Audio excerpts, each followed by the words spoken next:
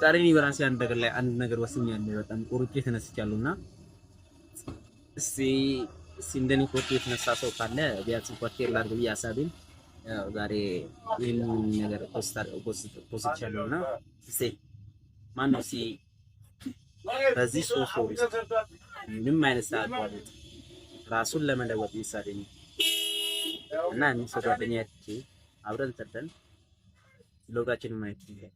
ምክንያቱም እኔ ብቻዬን መስራት እችላለሁ፣ ሰው ጋር ሲሆን ትንሽ ፕሮሰሱን ራሱ አጠብ ያደርገዋል እና እዚህ ሶስት ወር ራሳችንን እንለወጥ ዋቴቨር ሲታር ዲዛይን ሊሆን ይችላል። እኔ አሁን ለምሳሌ ኮፒራይቲንግ ተመርጫለሁ። እሱ ሊመጣው ግራፊክ ዲዛይን ይችላል፣ ምንም አይነት ነገር ሊሆን ይችላል። ብቻ ግን someone who is willing to sacrifice whatever it takes and who want to move on to the next level